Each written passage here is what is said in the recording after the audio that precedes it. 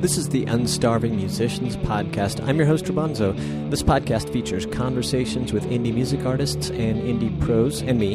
It's all intended to help other artists be better at marketing, business, the creative process, and all the other things that empower us to do more of what we love. Make music. Thanks for joining me for another episode. Before we get started, I am excited to announce that the recording of my very first single is done. So if the champagne cork noises could be happening, right here's where it would happen. If you're listening to this episode in August of 2020, you can get a sneak preview of my new song by simply contacting me. Just go to unstarvingmusician.com to find all my contact details right there. More to come on this. My guest for this episode is Scottish-Canadian singer-songwriter Evangeline Gentle. Evangeline was set to release a new album at the time of this conversation. This album is a project that spanned about 3 years. I got a lucky preview, and it's quite good. My favorite track at the moment is Drop My Name. You can check it out at evangelinegentlemusic.com. There will be a link in the show notes for that.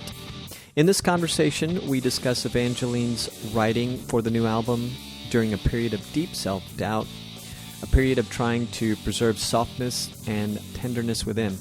We talk about homophobia and misogyny in the music business, what it's like being a queer person in the business, how the COVID crisis altered their path, the integration of Celtic folk music into Evangeline's music, PR, indie record label representation, and much, much more. Okay, without further ado, here is me and Evangeline Gentle. I noticed that you were born in Scotland, and I was curious to know how much time you spend there, between there and Canada, or are you always in Canada?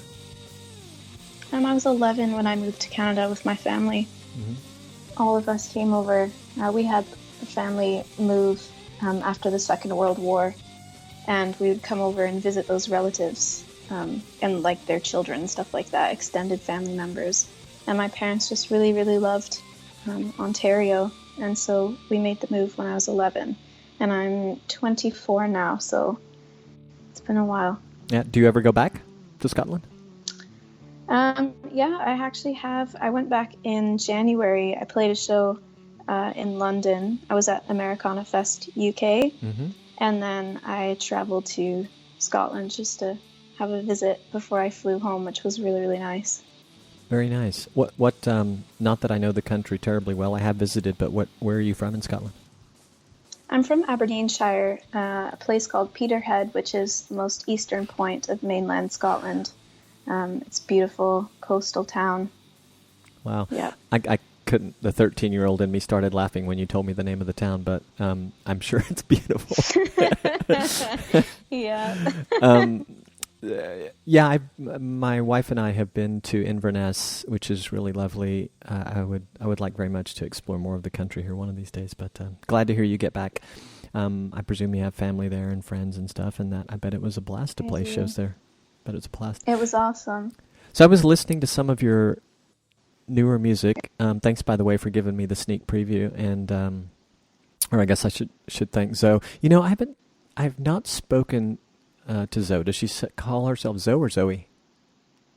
I'm not sure. I think Zoe. I haven't spoken to her like in person, just through emails.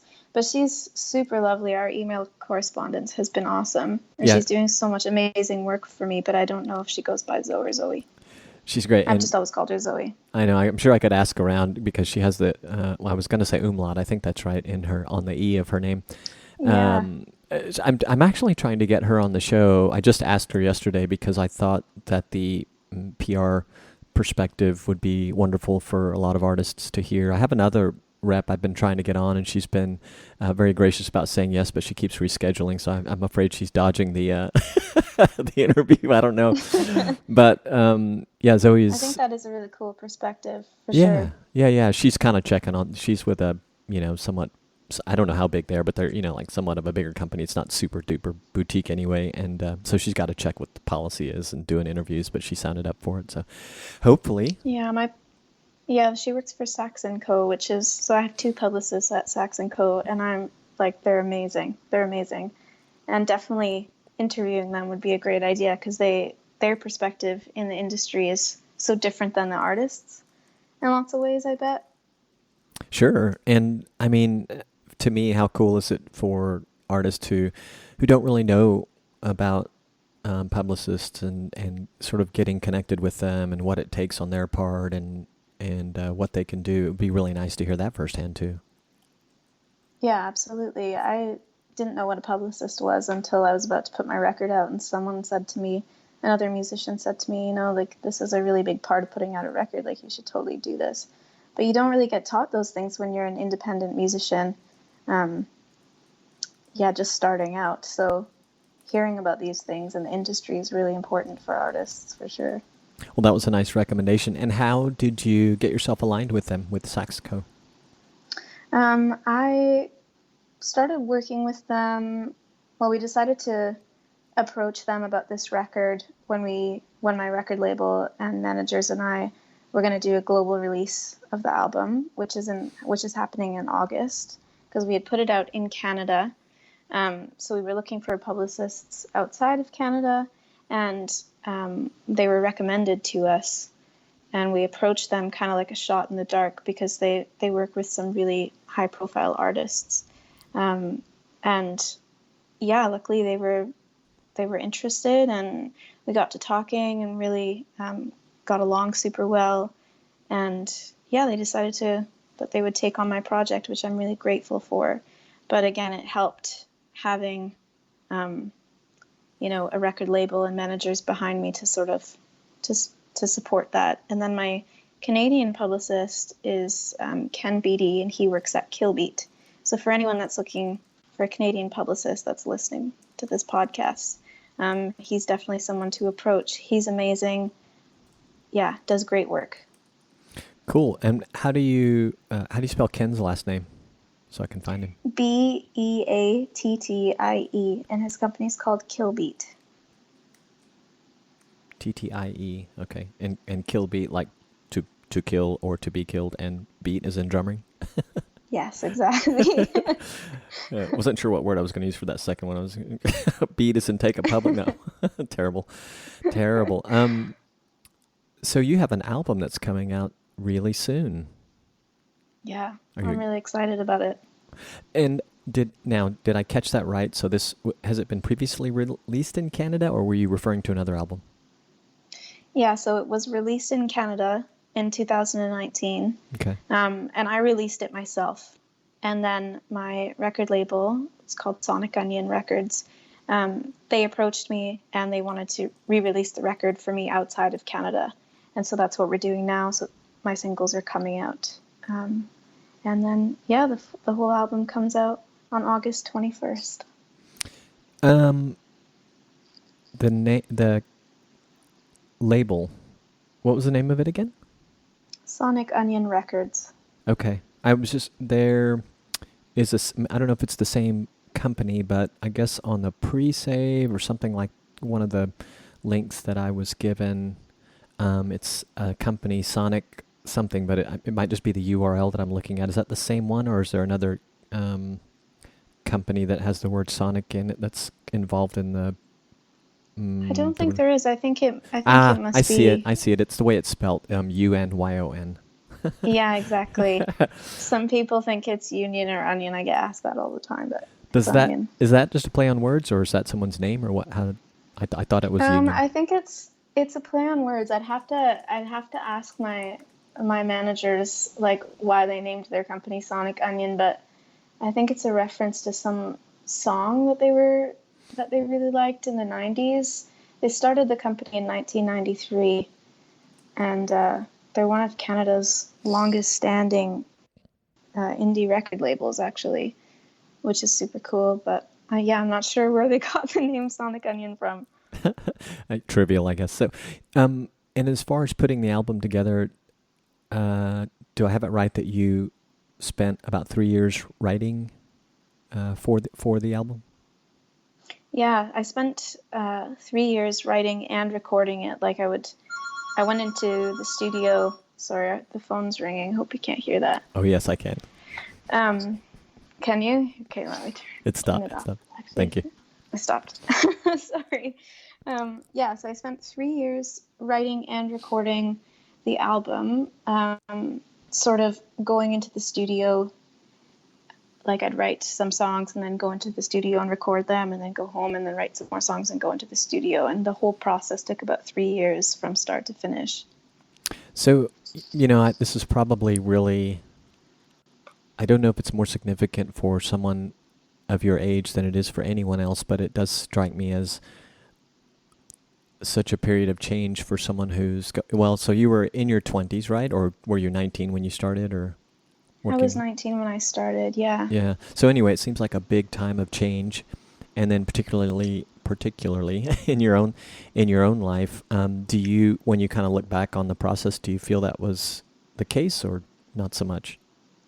Yeah, for sure. When I talk about the record, I usually tell people that all the songs sort of feel like, landmarks sort of of coming of age experiences that I had. And when I was sort of deciding what was going to be on the record, I thought that, what would likely happen is that the songs that I had written when I was 19 wouldn't feel relevant enough to me anymore to make it onto the record. But I don't know, it sort of told a story from start to finish.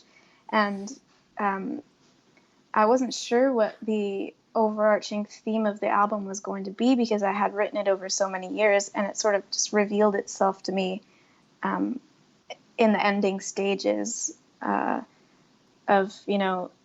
trying to remain soft in the world when it can harden you, and having all of these new experiences that have left me feeling really vulnerable, but all the connections that I've made through being vulnerable, and trying to stay compassionate, these kinds of things. But yeah, it's a lot of, between those years of 19 and 22, lots of things happen in that time.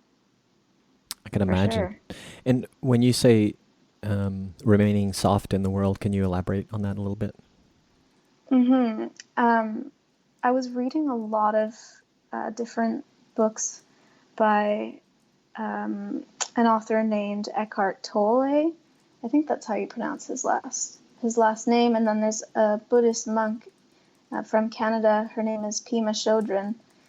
And I was reading a lot of works by these authors talking about different Buddhist principles of compassion, like radical compassion, and then also things like radical self-compassion. But basically the power of vulnerability and how it can connect you to other people and the world around you in much more meaningful ways than the walls that we put up. But at the time, I was having all of these experiences that were really sort of hardening me, or making me aware of the realities of the world. And I felt myself getting a little bit jaded and struggling with some depression and these kinds of things. And then I decided that I was going to do my absolute best to preserve this softness within me, and this tender-heartedness, I guess. And yeah, so I was thinking about a lot of those things at the time, for sure.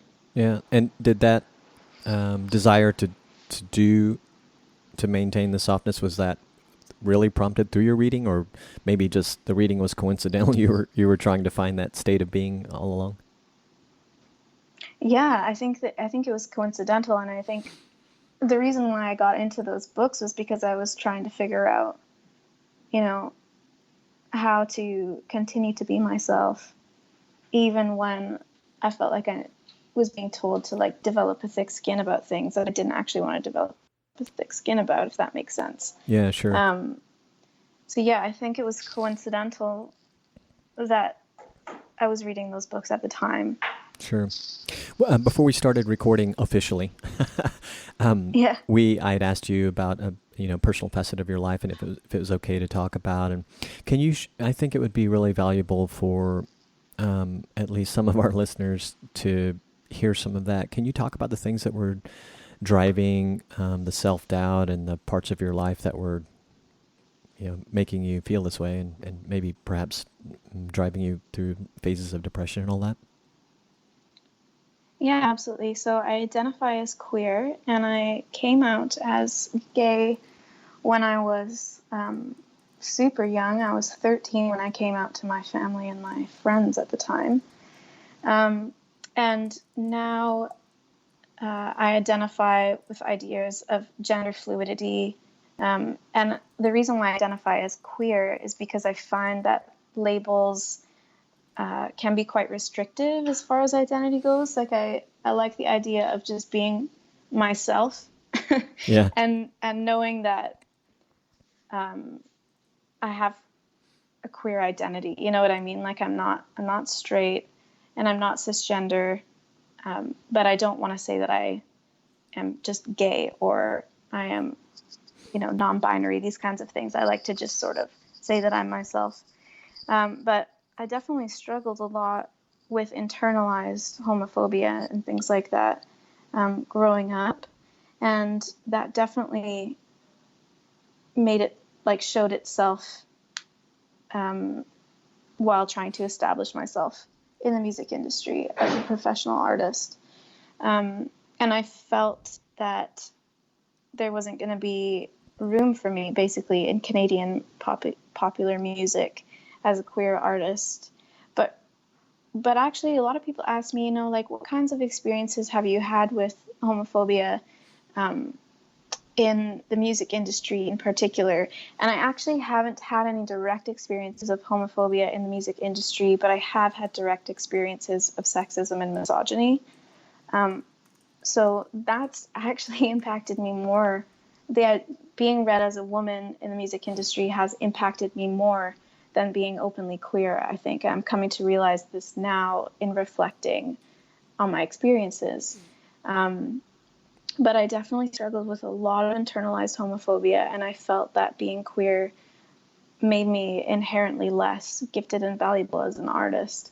But I also took a lot of comfort in seeing other queer musicians in the world, and felt really guided by them in lots of different ways, which has made me feel really strongly about wanting to talk about my identity openly, because I know how impactful it can be to someone else to see themselves represented in music and art and culture. And so I want to offer that to somebody else if I can. Yeah. Sure. I mentioned to you another artist that I had spoken with somewhat recently named Juno, and that she had just put out in conversation. I didn't know, and she identifies as a queer person. And if you have time, I recommend you listening to her story. It's a fascinating story anyway, just because of some of the heights of professionalism that she reached and some of these strange things that happened to her and where she came from and all that. But I can imagine. So did I understand right? So the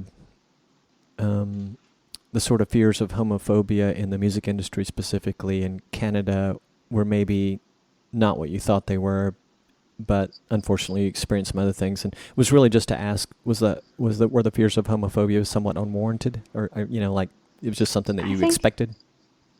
Yeah, I think in lots of ways they were, but I think what it was is that my experiences of homophobia as a teenager and as a child, I went to a Catholic elementary school, and that was really hard for me. Sure. Because I knew that I was queer very young, and having to sit in classes where my identity was talked about as, sinful, shameful, all these kinds of things, I internalized that a lot. And then in high school, I had different experiences of homophobia that really impacted, again, how I felt about myself. And all of those experiences created this idea for me that I was going to continue to have those experiences in whatever career path that I had chose, but I had already knew that I was going to go into music and do this professionally. Mm-hmm. And but I was going to say, I'm sorry, by the way, to hear that the other things that you did experience in the music industry there. And Juno said the exact same thing when she moved Did into a she, eh? solo career. Yeah, she really did. And that was why. I'm sorry, I had to just throw that at you because that was why I brought her up in the second time anyway. So sorry, I interrupted you. Go ahead. No, that's okay. I definitely am going to listen to what she had to say about things. I had one sort of pivotal experience in my career that really impacted me and how I felt about myself within the industry. And it had everything to do about being a young woman and nothing to do with being queer. But I was 16 years old, and because I started playing music really young, I was playing shows in bars and things like that when I was 14. Like, as soon as I started high school, I was playing all the shows that I possibly could. I was in different bands. I was playing in all the all-ages venues, and by the time that I was 16, I was nominated in Peterborough, Ontario, the town that I was living in. I was nominated for, I think it was like Best Female Vocalist or something at the local arts awards. And I won. And so I had to go down onto the stage, and I was 16, so I was super, super nervous. And I had to go down onto the stage in front of the whole audience and accept this award. But the person who was presenting the award was a man in his 40s, and he made a joke about female vocalists being like really, he made a super degrading sexual joke I say with, quotation marks, about comparing female vocalists to like a good blowjob. Essentially, that's what he was saying. At the And I award was ceremony? 16 at the awards ceremony, and then he said that I won, so I had to go and accept this award as a 16-year-old after this man just totally like stole the experience from me, because I was so, I felt so disgusting having to go accept that award after he said that to me. And that experience was probably one of the most mortifying experiences I've ever had in my life. And it stuck with me. It totally stuck with me and impacted how I felt about myself and the industry going forward, which is depressing because obviously I know now that it says a lot more about him than it does anybody else. But yeah, at the time I was so embarrassed. Oh, what an ass. God. No coup. Yeah, it was brutal. No coup. All right, so this translates into your music, obviously, and lyrics. And I guess I'm a little bit curious about the... maybe they're separate things, I don't know, but I would imagine that these experiences translate mostly into lyrics. And I never really thought about this, but clearly emotions translate into music for artists as well. Was that the case for you as you were going along the journey, or is melody and musicality just, is it at all separate? It's definitely not separate for me. I wrote a song called The Strongest People Have Tender Hearts, which is on the record, and I wrote it around the time after, well, it was probably a year or so after the Me Too movement happened, and I was feeling like a lot of anger, like processing a lot of anger and hurt, and thinking about my own experiences that I've had growing up as a woman in the world. And I was specifically thinking of that experience that I had with that man at the awards show. But at the time, again, like I was saying to you, I was reading all these books about compassion, and I really wanted to write a song that felt like processing my anger in a responsible way. So I got all the compassion I could possibly find for this situation. And I wrote the song, The Strongest People Have Tender Hearts, which is all about the way that we devalue femininity in society and devalue femininity within men and make it really, really hard for men to express their feelings, the way that we treat young boys, the way that we enforce this hypermasculinity on boys, and basically how it makes sense that we live in a world where there's a crisis of violence against women. So my experiences definitely translate into my lyrics. They're very much one and the same. I'm not somebody that can write really about experiences that aren't my own. I feel like my work is definitely autobiographical in that way. Sure. So speaking of the musicality and the melodies of your work, I'm going through the album for a second time, and I've listened to some of the first songs a couple of times, and obviously a big change from the acapella work that you did, and and sonically some of it, I wasn't exactly sure where to categorize it, but I was not going to categorize it in Americana, but if I remember right, now it's been a span of weeks since I listened to it the first time, but as I was progressing through it the first time, I thought it perhaps that it does venture into the Americana. I guess I want to ask, do you have a background for a taste in rock music or pop music as well as folk or Americana? Absolutely. I love all kinds of music, but when I was growing up and starting to write songs for the first time and things like that and learning how to play guitar, I was heavily influenced by folk artists like Joni Mitchell, Carole King, James Taylor, Neil Young. My dad bought me Carole King's album Tapestry. It's a great album. He wrote, it's one of the best. And he wrote out all of his favorite songs on the record, why they were his favorite songs, why he felt like this album would be influential to me at 12 years old when I'm just starting to write songs.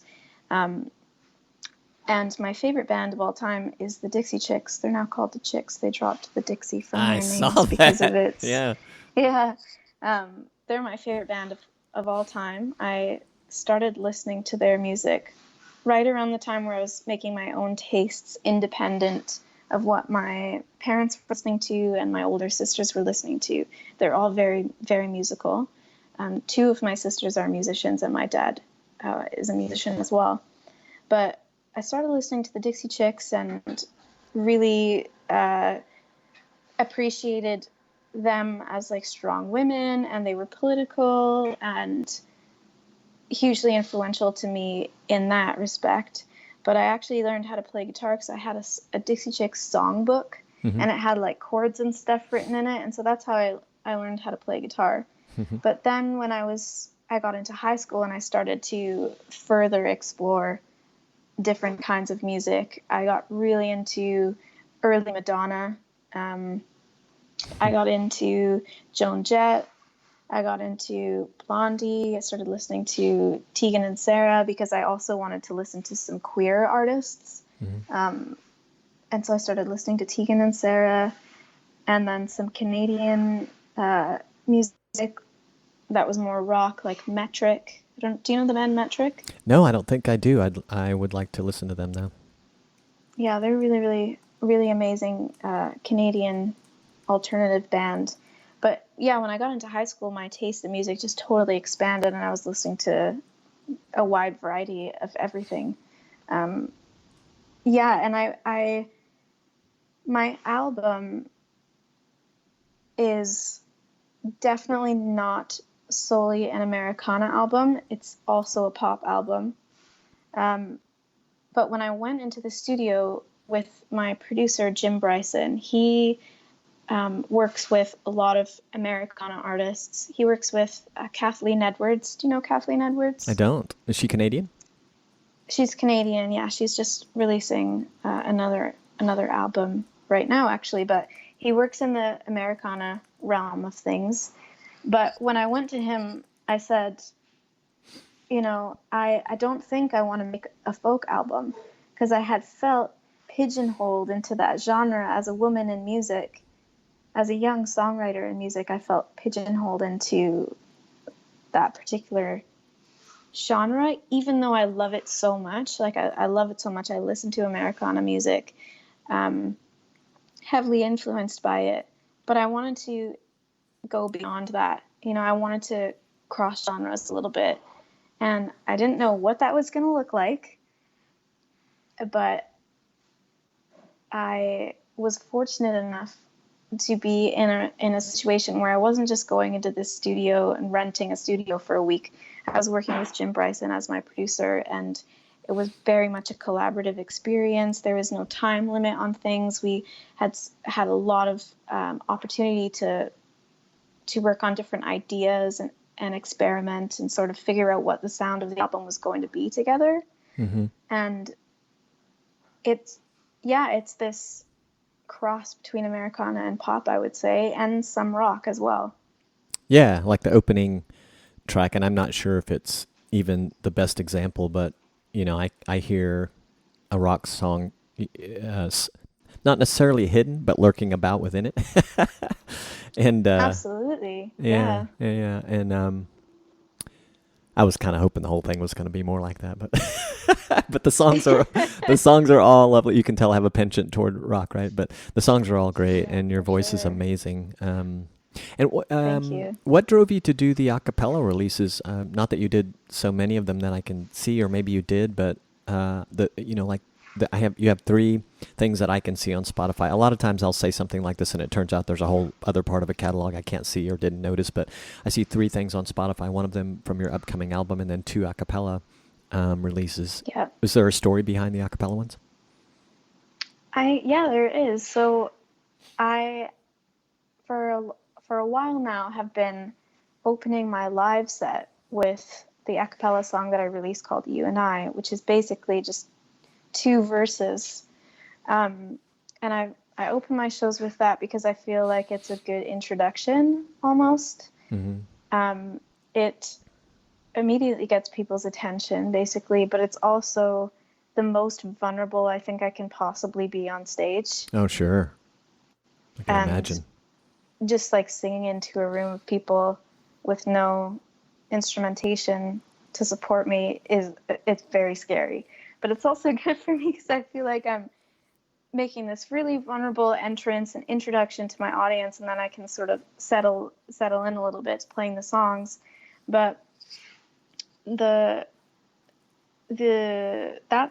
acapella track is about vulnerability. It is about this idea that despite all of our differences as people, we share the same visceral experience of life. That's one of the lyrics.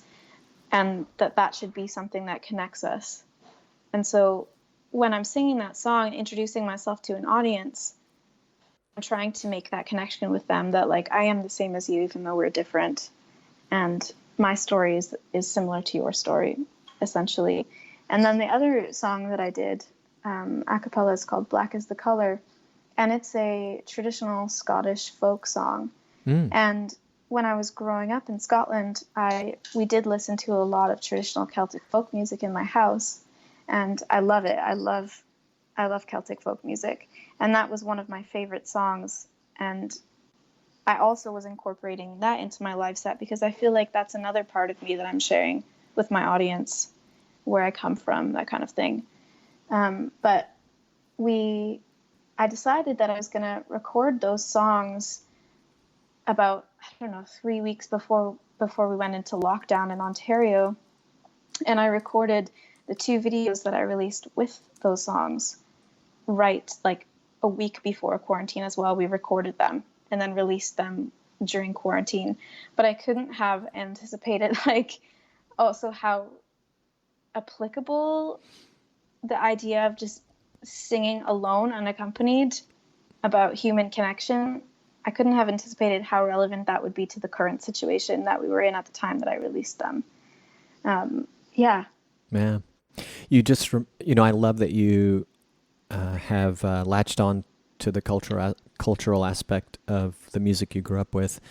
And I was reminded of Linda Ronstadt. I'm assuming you know who she is and have heard some of her music. Absolutely. She's awesome. Yeah, she went through a phase in her life where she reconnected with... now, actually, I don't recall if she was Mexican, but I want to say she was. That may not be correct. But anyway, that she reconnected with the Latin music of her culture and sang, did like a Spanish album, maybe more than one. But anyway, it's very cool that you have that connection.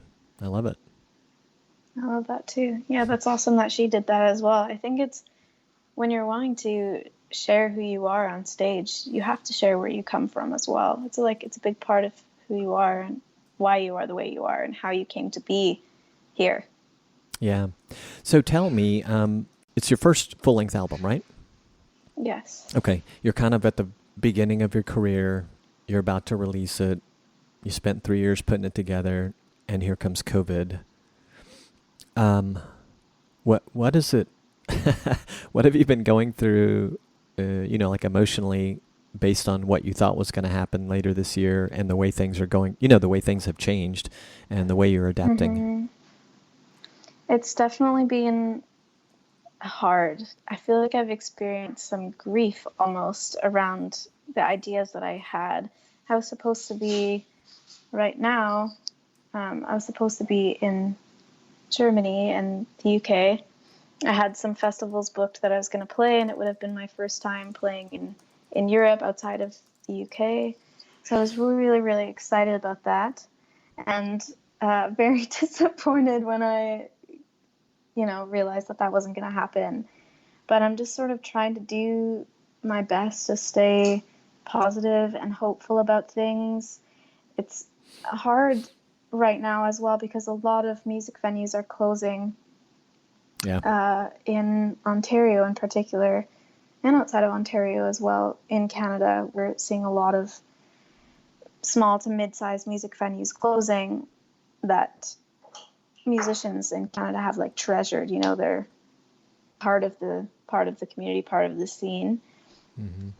But it is discouraging when you see venues closing, and when tours are canceled and everybody's needing to push their tours, and it's creating a lot of anxiety about what the future holds for touring artists. Yeah. But yeah. I'm really, really fortunate to be supported by such an amazing team at Sonic Onion Records. My managers are awesome. I have an amazing Canadian team. I have an amazing American team of publicists. I have an amazing team in the UK helping me with this release. So I'm very lucky and in a better position to deal with COVID, and to get through this time. But I definitely have experienced grief about what I thought things were going to look like over this time as far as touring goes. Just reflecting. So when I first started this whole Unstarving Musician thing, it came from an idea for a book that I wrote, and in that I was, the book wasn't to chronicle my my gigging journey. Well, in a way it was, but it was more to share with how I was getting paid gigs at will with people that I enjoyed playing with, because I thought some people would benefit from that. But one of the things I wrote at that time was that I had seen in Silicon Valley, where I was living over the years that I was there, that venues will come and go, and sometimes they'll go in mass. And for me, there were two periods of time. One of them was the .com implosion, and the other one was the real estate crisis that happened in the latter part of 2008. Because for different reasons, they were economically driven. As really, honestly, COVID is, the economics of COVID has done the same thing. But yeah, it just kind of took me back to thinking about those things and what we, me and my then bandmates did. Well, we had to adapt in a different way. We were fortunate. It was a completely different situation, obviously, but I recall very vividly that an emerging venue scene came up, and that was at wineries in the area. And those were for, of course, acoustic gigs where I'd been, and I had also, the other twist was I'd also been playing in full instrumentation, electric rock, pop bands. And so in multiple cases, we scaled down to acoustic sets and took them to a growing number of wineries that wanted to host live music. And it happened little by little. But anyway, it taught me that these things are, the state of a local music or regional music venue landscape is very fluid. All ever changing, like the industry, right?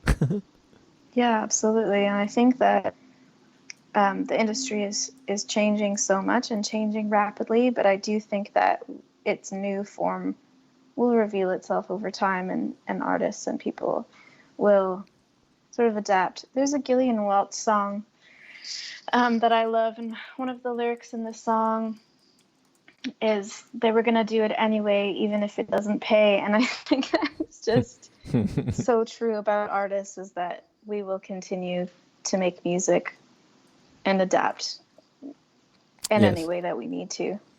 Yeah, I was going to say, most of us, or some of us, I wanted to share a short story with you about an amazing folk, I should say Americana artist named Ezra Vancil, who I met through the podcast. He's based in Oak Cliff, Texas, where Stevie Ray Vaughan is from. And he's very talented. He does a lot in the folk festivals, regional folk festivals, and is award-winning. And as COVID came down on us, he was at a festival out of state, in fact, played it, and then the outbreak occurred, and he has his family with him there, and they were driving the trip. So he told me, the story of what happened on their journey home, which was unpleasant. Just everyone's very scared, and on the border of panic. But he's been in music for quite a while, and he told me, although I don't know, it's not the end, but he told me, I've had a really great run in music, and everything I did was about playing live. And he goes, I think I'm just going to go do something else. I'll still play, he said, but I feel like this is a great time to just maybe move on to a new chapter. Now, he said that to me a few weeks ago, and I was really sad, but I totally understood. And he's a writer. He's been writing literature, or working on books for a long time that he's never pursued publishing. So that was something he wanted to do. But fortunately, I'm still getting emails from him about his music, so I don't think it's going to die very easily. But my point is that some people, will unfortunately feel that they're just going to stop. They've done it enough, and they're going to do something else. But certainly, as many of my friends have said, that if you're a musician or a songwriter, you never retire, you never stop being creative. So we'll all do something anyway. I've tried in my life, actually, at different times to pursue a different path, because I felt like it's what I should do or what would be easier. But it's always been a situation where all roads sort of lead back to this one, and I actually don't. It doesn't feel like there's other options for me, you know what I mean? And I have musician friends that will say the same thing, where it's just like, we have to do it. Yep. We just have to do it. And I can understand why, for people who've been working in the industry for a long time, would want to sort of retire or semi-retire after all of this stuff happening with COVID and the impact it's having on the industry. But I'm too hopeful, too optimistic. That's good. I'm glad to hear it. I am too, actually. I think, I'm watching, because I get to talk to so many artists, I'm watching the different ways that people are pivoting, some of them very exciting and creative. And for me personally, I've spent years playing live, and performing. I've always said performing is my zen, right? So you would think it's a great opportunity for me to just be really uptight, but I just coincidentally, something else I've always wanted to do is record. And so I started investing in that right before COVID came, and I also had in the back of my head, I want to start writing music again. It had been a really long time, and I had never really devoted any time to it. It just was a fleeting thing in my life many years ago. So for me, I'm excited about the new opportunities and new frontiers that we're sort of stuck with or forced into, and I'm finding all kinds of opportunities to record and collaborate. Which brings me to something I wanted to ask you about. I'm pretty excited about it these days, because I've been doing a lot of research on the topic, and I'm writing an article about the online, or the apps that enable collaboration. Have you ever tried, or are you very plugged into what's going on in the space of collaboration apps? No, I actually have no idea what that is. Well, I want you to. Here's your homework. If you have time, I want you to check out. For sure. I'll give you the names of a couple, and in fact, I'll say them here, but I can send them to you as well. But there's one called Soundstorming. There's another one called Tracked, without the E between the K and the D. And then there's a very, I like to call it an old school one called Compose with a K and a Z. And there's a whole bunch of others, but they, interestingly, they're mostly tools for, one of the concerns that comes up, but who owns that song? How do you do splits? These are mostly tools for collaborating. I think the most exciting thing about it for people like you is that it's a new way to engage fans and to bring them into the creative process, if that's something you so desire. I know that a lot of fans out there really desire that, and a lot of fans, if you think about it, this is the other thing I've become aware of, is they are creators too, and that some artists are actually bringing fans into the creative process. And I've seen that outside of these apps with another guest I had in the early days of the podcast, who's in the UK. She's always done a lot of videos, and she's very into Twitter, YouTube, and her email list, of course. And so she's always invited her fans in to give feedback on songs she's working on and help her put them together in this regard. So in a way, she was doing that. But I would love to know, if you do check any of these out, what your take is on them, just conceptually. Certainly, if you try any of them, it would be fun to hear what you have to say. But I think, like I said, the most exciting part is that there's an opportunity to engage fans in a different kind of fan, a new breed of fan, I think. Yeah, that's actually super awesome. I haven't even heard of those apps before. It's surprising to me, but I'll definitely check those out. I also like the idea of that being a way to, I imagine that you can co-write with other artists as well, remotely, when you're trying to be socially distancing from people and that kind of thing, but you want to co-write with different people, especially when musicians are on tour a lot as well. Like, you can collaborate with other musicians while they're on the road. I really like that idea, actually, and I definitely will check it out for sure. Yeah, and I'm going to have to look up the name of this other one that my friend Judy Rodman, who's been in the business a long time, and she's in Nashville, home, seems like, home of co-writing. I sent out a questionnaire to some former guests about challenges with songwriting, and I also included a short list of recommended apps they check out, which include the ones that I mentioned to you. And she sent one back to me that was born in Nashville, and it's very, very focused on co-writing, so I'll be sure to send you that one too. I know it's not going to be hard to find. I think they have the exact same letters in their name as South by Southwest, so SXSW, but it's not in the same order. I just can't remember the name. I think it's like So We Should Write Together or something like that. But yeah. But it looks like a really nice app, and I'll send you the full list that I have, just so in case I haven't looked at all of them, but I've certainly read about many of them, and I've been playing with one of them that's not so much mobile app based; it's more web app. But I'm definitely going to try Tract.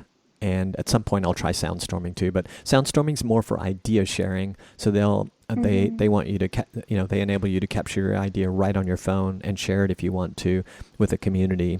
Whereas Tract has a unique, basically like a mobile digital audio workstation in your phone, and they've got some pretty interesting technology for making it sound really nice, given that you're just using your phone. It's pretty remarkable. That's awesome. Yeah. Yeah, and I mean, it's a perfect time to be trying out these new things. When I was in quarantine, I was definitely experimenting a lot with making demos of my ideas and stuff. I just have a really simple interface and an iPad and like some MIDI controllers, and I had a lot of fun experimenting with that, and having the extra time to do so was really beneficial. But yeah, I'll definitely be checking out those apps for sure. Well, I'm glad to hear that you have been playing around with recording at all.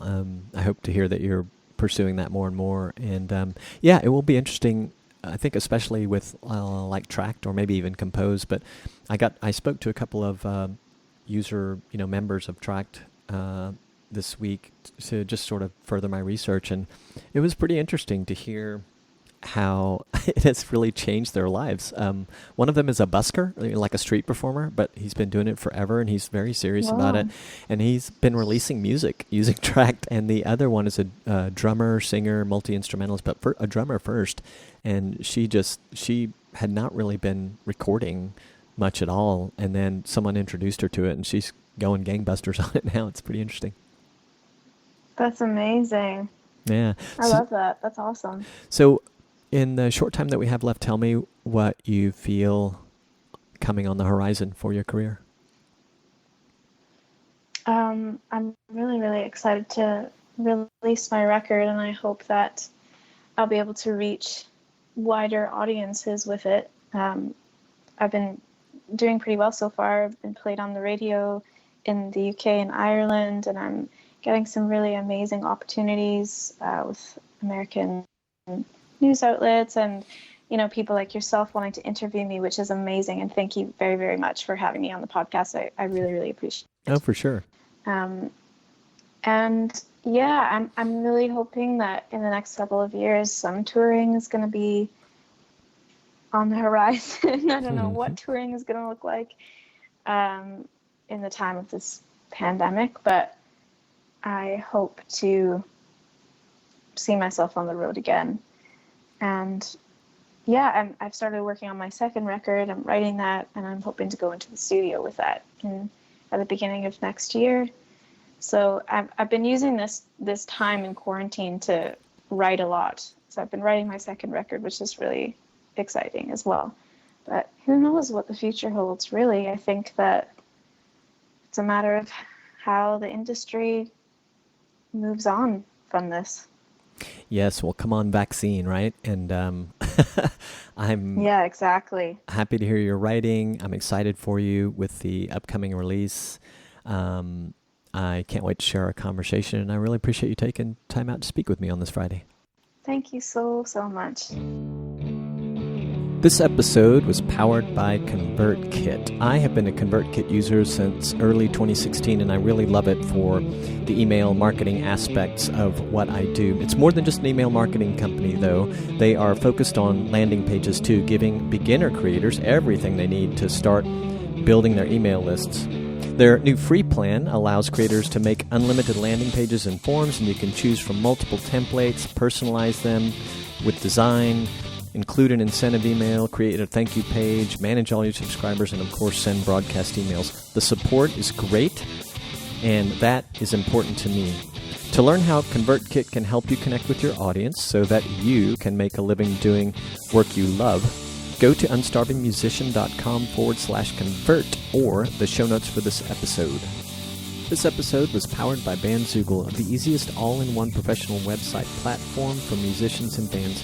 Two things that will help ensure you're in control of your music business and your fan-based community are a website and an email list. Bandzoogle can help you do both. Plus, a solid website makes you look legitimate. Serious musicians, singers, songwriters, composers, and performers know this to be true. If you don't yet have your own website, check out Bandzoogle. It was created by musicians for musicians. I use it and I love it.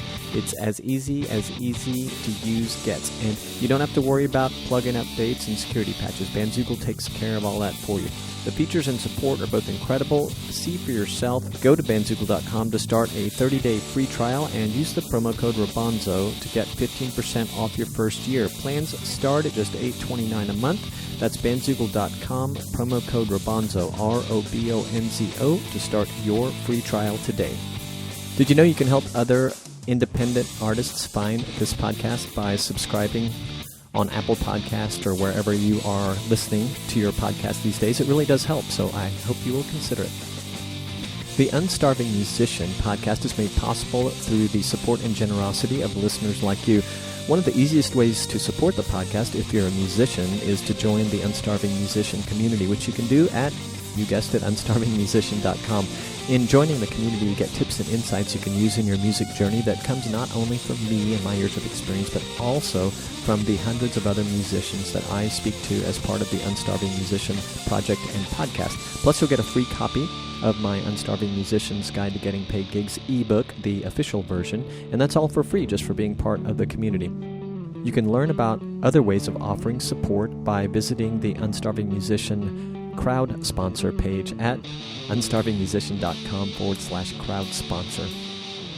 And if you have feedback, please go to unstarvingmusician.com to get all my contact info. You can text me, call me, email me, leave a voice message right there on that page. Just go down to the bottom of the page and you'll find everything you need to know. I really would love to hear any of your comments, suggestions, questions, whatever you've got. And you can find links to just about everything talked about in this episode at unstarvingmusician.com/podcast. All right, I'm peacing out. Thank you for listening and sharing with your musician friends and fellow indie music fans. Peace, gratitude, and a whole lot of love.